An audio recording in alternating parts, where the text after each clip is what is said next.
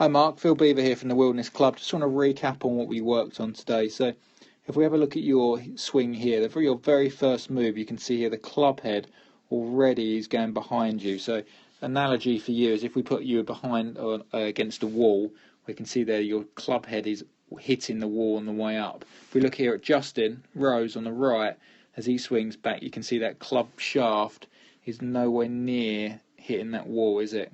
Okay, so we need to get that hinge a little bit steeper, and I don't want you to cheat and then go outside the line on the way back to try and do it.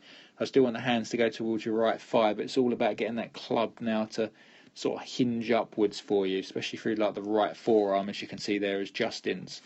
So that's the first part of the swing, and that really will help you massively, because we can see here, because your club wraps inside, it gets a little bit too across the line at the top there, as we can see. If we look at Rose, because he's in a better set, he can just turn to the top, and you can see there that left arm and club almost forms a straight line, so it's a little bit more in the slot, as I'd call that.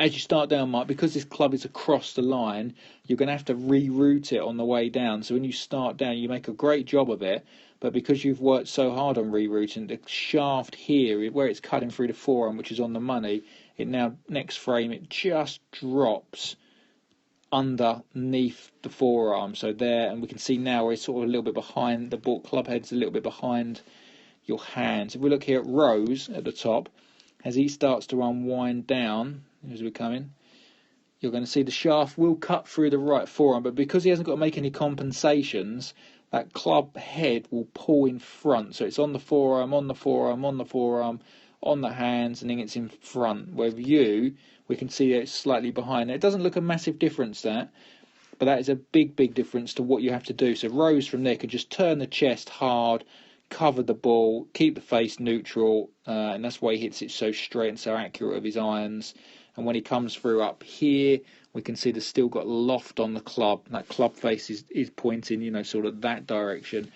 With yours here, because the club head is attacking the ball a little bit too much from the inside, you're only going to square the club face up, Mark, with your hands, okay? So you can see at this point here, and which is why you don't get much turf as well down there, but we can see when you get up here, the face is very different to Justin's there, and we can see the face is almost pointing at the ground. So that takeaway will really help get the club in a better position at the top for you. That's important. The second thing we worked on really was your hand release. Okay, now normally you release the club sort of left and flick it, but your new release, obviously we worked on getting the butt of the club higher on the way through. So I wanted to get the butt going up as you release the club. Hard to describe this on a video format for you, but I gave you a couple of videos of sort of Alex Noren, and I gave you a couple of drills as well. I just wanted to make half a swing, half a follow through and check it. But you're trying to get your left arm and club to form a straight line, as opposed to you was breaking your wrists and sort of cocking the club. So if you forget that feeling, lose that feeling, just come and see me, Mark, because it's a complicated move. But when I was down the range, you looked like you was getting it, and you were starting to get a little bit more turf here and pinching the ball off rather than sort of scooping it. So work on them two moves for me. Takeaway, just work on that, and then get that new release. That new release will feel phenomenal when you start to get that right, and we should definitely see your misses improve by at least 50%. Thanks a lot.